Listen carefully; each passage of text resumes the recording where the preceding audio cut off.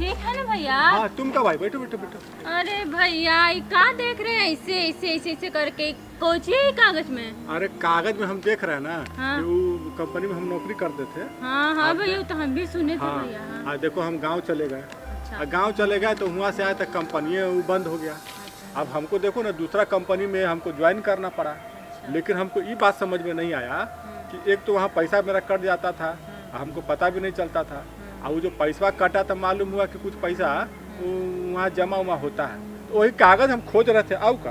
अरे भैया उन सरकार के पास कुछ पैसा जमा होता है वेतन का, और सरकार के संरक्षण में आपका पैसा रहता है भविष्य निधि कोष में। भविष्य निधि कोष में ये क्या होता है? वो कहीं आप काम करते रहिएगा ना। हाँ। तो उसको कहते हैं ना कि एगो कुछ पैसा ना आपको जो वेतन मिलता है उसका कुछ पैसा कट जाता है जो सरकार के संरक्षण में रहता है, और वो आपको बाद में मिल जाएगा।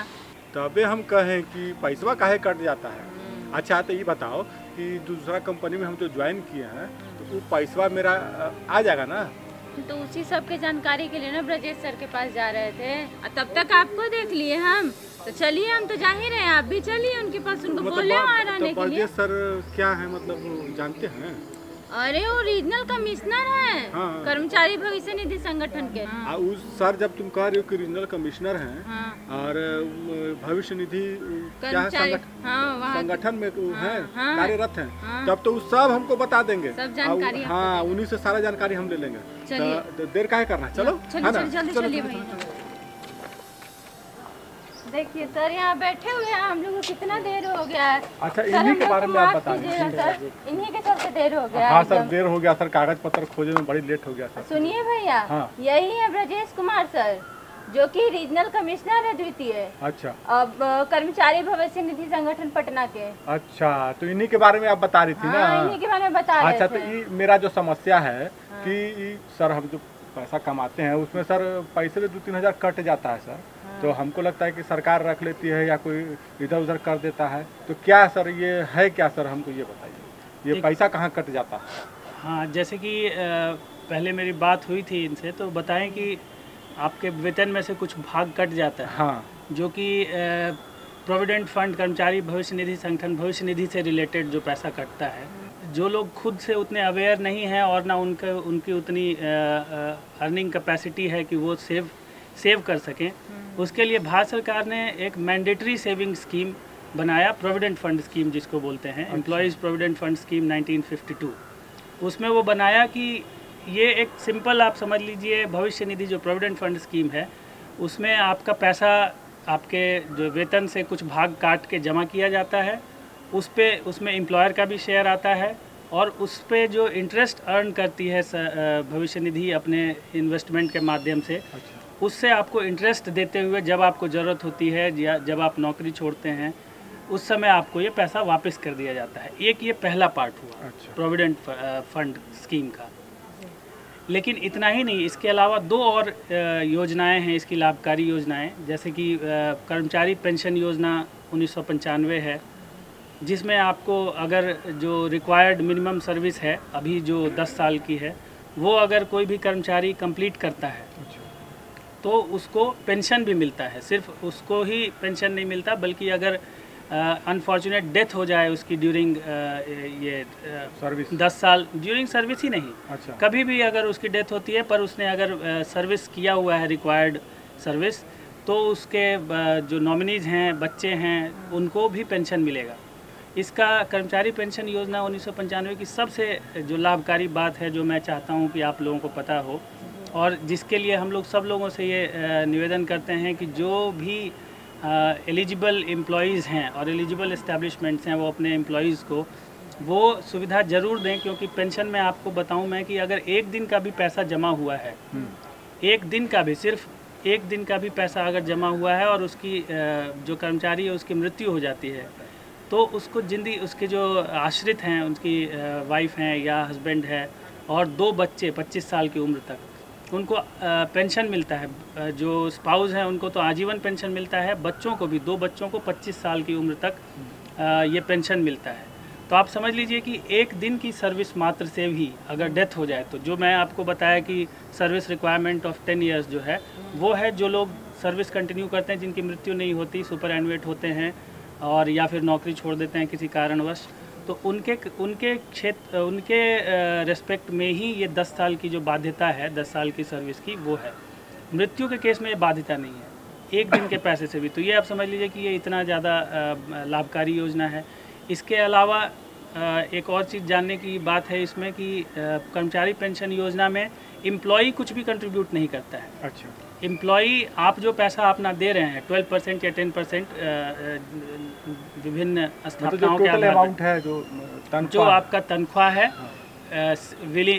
वेज सीलिंग आजकल 15,000 है अभी, तो उसका 12% या 10%, जिस प्रकार के आपके एस्टैब्लिशमेंट की एलिजिबिलिटी है उस हिसाब से वो 12% आपका कट के, जो आपका पैसा है वेतन का, वो 12% कटा, उस पर आपको इंटरेस्ट मिला और आपने उस इंटरेस्ट से वापस अपना पैसा ले लिया।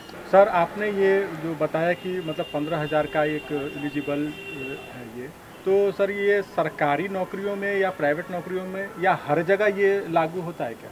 देखिए, सरकारी नौकरी में जो लोग काम कर रहे हैं उनको सरकार की योजनाओं के माध्यम से प्रोविडेंट फंड और पेंशन आदि की सुविधाएं मिलती हैं। ये जो एम्प्लॉयज़ प्रोविडेंट फंड स्कीम की योजना जो लाई गई, वो मुख्य रूप से जो प्राइवेट में जो काम करते हैं या सरकारी में भी जो लोग अनुबंध पे कार्यरत हैं, जिनको अन्य किसी प्रकार की प्रोविडेंट फंड, भविष्य निधि या पेंशन की सुविधा नहीं है, उन लोगों के लिए ये मुख्य रूप से ये योजना शुरू की गई है सरकार के द्वारा। और मैं आपको बताऊं कि इसमें मुख्य जो कारण है इसके पीछे, कि वैसे लोग जिनको उतनी आय नहीं है कि वो खुद से बचत कर सकें, इसीलिए ये एक मैंडेटरी सेविंग स्कीम है, बाध्यकारी है। वो उसमें कर्मचारी के भी वेतन से पैसा कटता है, जो स्थापना जहां वो काम कर रहा है वो एम्प्लॉयर भी, जो नियोक्ता है उनका, वो भी कंट्रीब्यूट करता है। और मैं जैसा कि आपको बता रहा था कि पेंशन में एम्प्लॉई का पैसा नहीं आता है, एम्प्लॉई सिर्फ प्रोविडेंट फंड में पैसा कंट्रीब्यूट करता है, उस पर इंटरेस्ट जो मिलता है वो उनको विथ इंटरेस्ट वापस कर दिया जाता है। और इंटरेस्ट अभी एम्प्लॉयज़ प्रोविडेंट फंड का स्कीम जो है अभी तत्काल बाकी अन्य सभी योजनाओं से ज़्यादा इसमें इंटरेस्ट मिलता है। और मैंने आपको पेंशन स्कीम के बारे में बताया। इसके अलावा और है कि employees deposit linked insurance scheme बोलते हैं। अच्छा। इसमें ये एम्प्लॉई के पीएफ अकाउंट में कितना पैसा जमा है एवरेज, उस पे बेस्ड एक कैलकुलेशन के आधार पे अगर किसी कर्मचारी की सेवा के दौरान मृत्यु हो जाती है तो ये एक बीमा की राशि उसको दी जाती है। और अभी आपको जानकर ये मुझे बताने में खुशी हो रही है कि उसकी जो लिमिट है लगातार सरकार पिछले कुछ वर्षों में बढ़ा रही है, जो अभी मिनिमम 2.5 लाख हो गया है और मैक्सिमम 7 लाख रुपए तक हो गया है। तो वो लिंक्ड है एम्प्लॉयज़ के प्रोविडेंट फंड अकाउंट में कितना पैसा है उससे वो उसको दिया जाता है।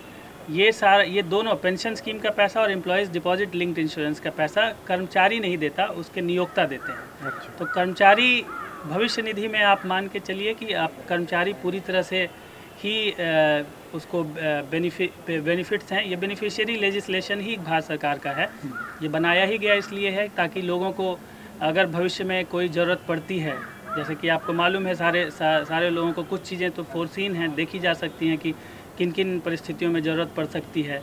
जैसे कि अगर किसी का डेथ हो जाए तो फैमिली एकदम से निराशा में ना पड़ जाए, फाइनेंशियल हार्डशिप में ना पड़ जाए, तो इसीलिए उसको इंश्योरेंस का पैसा भी मिलेगा, पीएफ का पैसा भी मिलेगा, उनके जो स्पाउस हैं, पति या पत्नी, और उनके डिपेंडेंट पेरेंट्स, उनके बच्चे, सबको पेंशन भी मिलेगा। तो ये पेंशन पर्टिकुलर को पेंशन मिलेगा। हाँ, अगर पति या पत्नी जिंदा हैं तो पति पत्नी को, उनके 2 बच्चों को 25 साल की उम्र तक मिलेगा। अच्छा। और इंश्योरेंस का पैसा भी मिलेगा।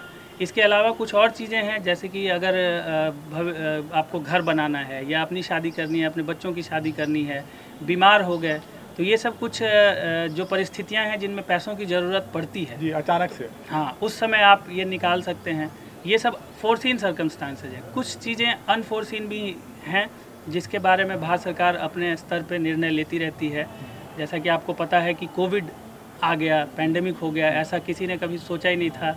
ये अनफोर्सिन था, देखा नहीं गया था कि ऐसा कभी हो सकता है कि ऐसा लॉकडाउन हो जाए, लोग घरों में बंद हो जाए, हाँ, घरों में बंद हो जाएं, कमाने का कोई स्थिति ना रहे। तो इसीलिए वैसी परिस्थिति में भी सरकार ने, जैसे कोविड जब आया पैंडेमिक, तो उन्होंने एक नया स्कीम लाया कि कोविड एडवांस के रूप में लोगों को पैसा दिया जाएगा, ताकि लोगों को हाथ में लिक्विडिटी की, पैसे की कमी ना रहे, क्योंकि मार्केट में पैसे की कमी हो गई थी, लोगों को वेतन नहीं मिल रहा था, और भी कोविड से संबंधित और भी बहुत सारे सरकार ने निर्णय लिए जिसमें कि रोज़गार बढ़े। और लोगों ने, सरकार ने ऐसा भी प्रधानमंत्री गरीब कल्याण योजना लाया, प्रधानमंत्री रोज़गार प्रोत्साहन योजना चल ही रहा है, प्रधानमंत्री परिधान रोज़गार प्रोत्साहन योजना, आत्मनिर्भर भारत रोज़गार योजना। तो ये सब योजना लाके सरकार ने एम्प्लॉयमेंट जनरेशन को थोड़ा बूस्ट किया कि अगर कोई भी नियोक्ता नए कर्मचारियों को नियुक्त करता है, नए जॉब क्रिएट करता है, तो उससे उसका जो भी पीएफ का पैसा है वो सरकार दे रही है। कुछ केसेस में सिर्फ कर्मचारी का दे रही है, कुछ केसेस में कर्मचारी एवं नियोक्ता दोनों के पैसों को सरकार भर रही है। सर, हम ना महिला उद्यमी हैं, हम अपने ही गांव में ऐसे ही रोजगार, अपना स्वरोजगार करते हैं सर, तो हम भी कुछ उससे लाभ उठा सकते हैं कि कुछ खाता उसमें खोल कर कुछ दो पैसा बचा कर, जैसे कि आप बता रहे सर भविष्य में बहुत काम देगा, ऐसा कुछ हम भी कर सकते हैं क्या? देखिए, ये जो कर्मचारी भविष्य निधि की योजना है, मुख्य रूप से ऑर्गेनाइज्ड सेक्टर के लोगों के लिए लाया गया है, और इसीलिए जो लोग किसी एलिजिबल संस्थान में काम करते हैं उनको ही इसका लाभ मिलता है। लेकिन ऐसा नहीं है कि जो स्वरोजगार उद्यमी हैं उनके लिए सरकार की बहुत सारी अन्य योजनाएं चल रही हैं। और अभी आपको मैं बताऊं, कोड ऑन सोशल सिक्योरिटी जो है, लोग अपने संसद ने पास कर दिया है और वो कानून बन चुका है, कोड ऑन सोशल सिक्योरिटी। उसमें जो जिग वर्कर्स और जो सेल्फ जो एम्प्लॉयड लोग हैं उनके लिए भी अलग अलग योजनाओं का और भी चर्चा की गई है। यह निकट भविष्य में जब राज्य सरकारों से बात चल रही है, जब ये और नोटिफाई हो जाएगा आपको इसकी सुविधाएं पता चल जाएंगी उसके डिटेल के बारे में। अभी है कि और भी अन्य योजनाएं हैं, पर कर्मचारी भविष्य निधि योजना जो है वो ऑर्गेनाइज्ड सेक्टर के लिए है। ऐसे संस्थान जो 20 से ज़्यादा लोग को एम्प्लॉय करते हों और जो कि शेड्यूल्ड एम्प्लॉयमेंट में हो। एक अनुसूची बनी हुई है, उस अनुसूची में है कि जो ऐसे फैक्ट्री जो अनुसूचित इंडस्ट्री में काम करते हों या वैसे एस्टैब्लिशमेंट जिनको अनुसूचित में लाया गया है और 20 लोग से ज़्यादा लोगों को एम्प्लॉय कर रहे हैं, उन पर ये लागू होता है। तो मुख्य रूप से ऑर्गेनाइज्ड सेक्टर पे लागू होता है। सर, हम एक कंपनी में काम कर रहे थे और अचानक हमको गांव जाना पड़ा। जब गांव से हम फिर वापस आए तो सर उस कंपनी हमको काम नहीं मिला, तो हमको दूसरा कंपनी में ज्वाइन करना पड़ा। तो सर हम ये सोच रहे हैं कि मेरा पैसा चला गया या है, या जो नई कंपनी में काम कर रहे हैं उससे वो कुछ जुड़ा हुआ मामला है। तो सर ये हमको समझ में नहीं आ रहा। देखिए, कर्मचारी भविष्य निधि संगठन में जो भी पैसा आपका जमा हुआ है, ये बिल्कुल आप निश्चिंत रहिए, वो सरकार के बहुत ही सुरक्षित हाथों में। आपका पैसा कभी नहीं डूबता, वो पैसा आपका है। और जहाँ तक आप बोल रहे हैं कि नौकरी आपने चेंज कर दी, तो इसके लिए भारत सरकार ने नया लाया रूल कि यूनिवर्सल अकाउंट नंबर। ये एक अम्ब्रेला कॉन्सेप्ट लाया कि यूनिवर्सल अकाउंट नंबर, हम लोग उसको यूएएन शॉर्ट में बोलते हैं।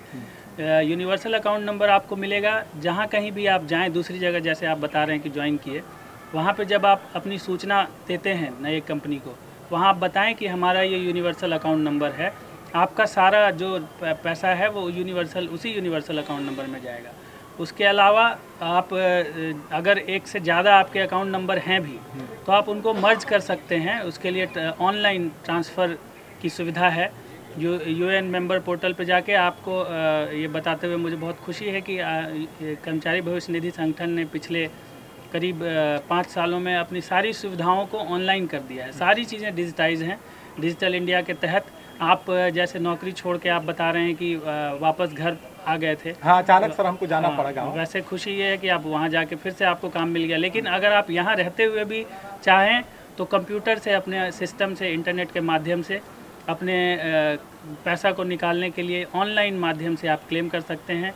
ऑनलाइन ही आप अपने क्लेम को ट्रैक कर सकते हैं, आपको पता चलता रहेगा कि हमारा क्लेम का क्या पोजीशन है। जैसे ही क्लेम सेटल होगा, हम लोग सभी जो मोबाइल नंबर पे रहता है उस पर मैसेज भी जाता है कि आपका क्लेम रिसीव हो गया, आपका क्लेम सेटल हो गया और आपको इतना पैसा भेजा जा रहा है। ये सारी सुविधाएं आपको मोबाइल के माध्यम से भी दी जाती हैं और अपना जो आपका यूएएन पोर्टल है जो इंटरनेट बेस्ड है उसके माध्यम से भी दिया जाता है। सर, तो हम जब वापस आए तो दूसरी कंपनी में ज्वाइन किए, तो वो जो कंपनी में हमने काम किया, जो हमारा पैसा वहाँ कटा, तो वो ट्रांसफ़र वो कर देंगे या फिर उसके लिए हमको कोई प्रोसेस करना पड़ेगा? उसके लिए वही आपको एक ऑनलाइन क्लेम आप भरेंगे कि हमारा ये पैसा इस अकाउंट से इस अकाउंट में ट्रांसफ़र कर दिया जाए। अच्छा। तो आपका जो करेंट अकाउंट है उसमें वो पैसा जुड़ जाएगा, आपका सारा पैसा, और वो एक ही अकाउंट में आपका सब दिखता रहेगा। वैसे जब आप यूएएन अब यूएएन बेस्ड हो गया है और यूएएन आप बता देते हैं, तो उस यूएएन में आपका एक अकाउंट हो, 2 अकाउंट हो, 3 अकाउंट हो, जब आप यूएएन उसको बताए हैं अपने एम्प्लॉयर को,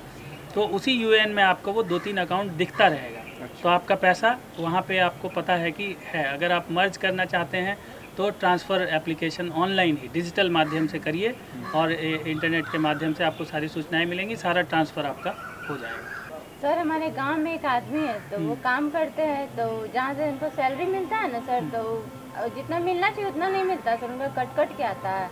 और जो वहाँ के हैं अधिकारी वो बोलते हैं कि तुम्हारा किसी चीज़ में कट गया है पैसा, और वो खाता देखते हैं तो उसमें चढ़ा भी नहीं हुआ सर। तो हम लोग को मतलब उनको कैसे बताए कि कहाँ चढ़ा, उनका कहाँ गया पैसा, उसके लिए कोई प्रावधान है सर? आपकी बात से जो मैं समझ पा रहा हूँ, अगर आप बोल रही हैं कि उनका पैसा पीएफ में कट रहा है, जी प्रोविडेंट फंड में कट रहा है और उनके प्रोविडेंट फंड के खाता में वो दिख नहीं रहा है जी, अगर ऐसा है तब आप इसके बारे में कर्मचारी भविष्य निधि संगठन को आप लिखित आवेदन दे सकती हैं, या EPFI-GMS, जैसा कि मैं बता ही रहा था आपको कि सारी चीज़ें डिजिटाइज हो गई हैं, तो ऑनलाइन माध्यम से भी EPFI-GMS.gov.in एक वेबसाइट है, employees provident fund internet based grievance management system, जिसको EPFI-GMS बोलते हैं, उसके माध्यम से भी अपना ग्रीवांस डाल सकते हैं, प्रूफ लगाते हुए कि आप अपने सैलरी का प्रूफ लगाइए कि हमारे सैलरी में मान लीजिए 3,000 रुपया कटा, पर आपके जो पीएफ का खाता है उसमें 2,000 रुपया आया, तो आप उसके बारे में आप कंप्लेन करेंगी और कर्मचारी भविष्य निधि संगठन जो है अपने अधिनियम के तहत उनको अधिकार प्रदत्त हैं, वो उसका इन्वेस्टिगेशन करेगी और आपका पैसा वापस दिलाया जाएगा अगर आपका कटा है तो। और कर्मचारी इसमें नियोक्ता के ऊपर एक्शन लेने के भी, क्रिमिनल एक्शन लेने के भी प्रावधान है, सिविल एक्शन लेने के भी प्रावधान है, जिसमें डैमेजेस लेना, इंटरेस्ट लेना, ये सब का भी प्रावधान है। सर, आप बहुत अच्छी जानकारियाँ हम लोगों को दे रहे हैं, हमारे देखने वाले लोग भी बहुत अच्छी बातें जान भी रहे हैं आपके माध्यम से। सर, एक बात हम ये जानना चाह रहे हैं कि जो समय बीतता जा रहा है और इसमें हम लोग बहुत सारी बातें भी किए, तो हम चाहते हैं सर कि आप हमारे दर्शकों को वैसी बातें जो ना बता पाए हो या नहीं जानकारी हो हम लोगों को, तो अगर आप बताना चाहें तो सर प्लीज़। मैं ये बोलना चाहूँगा कि अगर आपका पीएफ में पैसा कट रहा है तो सबसे पहले अपने सारे डेटा को अपडेट कर लीजिए। जो पुराने लोग हैं उनके जन्म तिथि में, नाम में, पिता के नाम में कई बार दिक्कत होती है, जिसके कारण उनको पैसा निकालने में कई बार परेशानी झेलनी पड़ती है, तो उसको आप तुरंत सही करवा लीजिए। जो नए लोग हैं उनको कोई इसकी आवश्यकता नहीं पड़ेगी, क्योंकि अब तो आधार बेस्ड यूएएन हो गया है, तो आधार से रिलेटेड डेटा ही रहता है, तो वो डेटा क्लीनिंग अब काफ़ी हद तक अचीव किया जा चुका है, तो अपने डेटा को अपडेट करवा लें। उसके अलावा हमेशा ये ध्यान रखिए कि नॉमिनेशन अपने अकाउंट में रखना ज़रूरी है, और आज़ादी के अमृत महोत्सव के तहत कर्मचारी भविष्य निधि संगठन विशेष एफर्ट ले रही है कि सभी लोग अपने नॉमिनीज़ का नाम अंकित करवा लें, ताकि अगर इन ऐसी दुर्भाग्यपूर्ण स्थिति होती है कि अगर कर्मचारी की मृत्यु हो जाए तो उनके जो आश्रित हैं उनको अपने भविष्य निधि और पेंशन और इंश्योरेंस का जो क्लेम करने में किसी भी प्रकार की दिक्कत ना हो। वो जब अपना नॉमिनेशन भर देते हैं तो उनके जो आश्रित हैं, जो नॉमिनीज़ हैं, वो ऑनलाइन क्लेम फाइल कर सकते हैं। और ऑनलाइन क्लेम के कहीं आने जाने की, किसी कहीं दौड़ भाग करने की जो सामान्यतया एक लोगों में परसेप्शन है कि भाग दौड़ करना पड़ेगा अगर मृत्यु हो गई है हमारे पति की या पत्नी, जो ब्रेड विनर हैं, तो इससे आप बच जाएंगे। नॉमिनेशन एक इम्पॉर्टेंट एस्पेक्ट है। हम लोग आज़ादी का अमृत महोत्सव में सभी लोगों से, आप लोगों से निवेदन करेंगे जो हम लोगों को आपके माध्यम से सुन पा रहे हैं कि ज़रूर अपने अकाउंट में नॉमिनेशन कंप्लीट कर लें। नॉमिनेशन बहुत ही महत्वपूर्ण है, ताकि अगर दुर्भाग्यपूर्ण मृत्यु होती है किसी भी कर्मचारी की, तो उनके जो आश्रित हैं उनको कहीं भाग दौड़ ना करना पड़े, आराम से वो पीएफ का पैसा, पेंशन का पैसा, इंश्योरेंस का पैसा निकाल लें। सर आप यहाँ आए और हम लोगों को इतनी अच्छी सी जानकारी दी, इसके लिए बहुत बहुत धन्यवाद। धन्यवाद आप लोगों का। तो दर्शकों, अभी वक्त हो चला है आपसे विदा लेने का, लेकिन विदा लेने से पहले हम आपको दिखाना चाहते हैं एक प्यारा सा लोकगीत, लेकिन उससे पहले हम आपको अपना पता नोट करा देते हैं। और हमारा पता है कार्यक्रम गांव घर, निदेशक दूरदर्शन केंद्र, फ्रेजर रोड, पटना 8,01,000, और हमारा ईमेल आईडी है directorddkpatna@gmail.com। तो आप इस लोकगीत को देखिए, हम लोग लोकगीत देखें। दर्शकों, हमें और हमारी टीम को दीजिए विदा। नमस्कार। नमस्कार।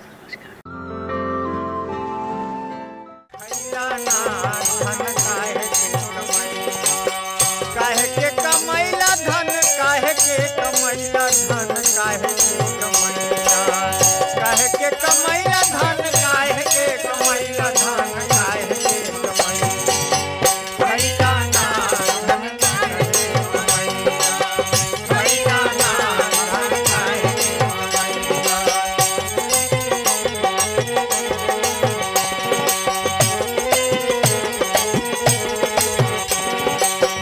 साधु संत के दान न दिहला, साधु संत के दान न दिहला, साधु संत के दान न दिहला, साधु संत के दान न दिहला, तीरथ बरत कुछ कैला ना धन, काहे के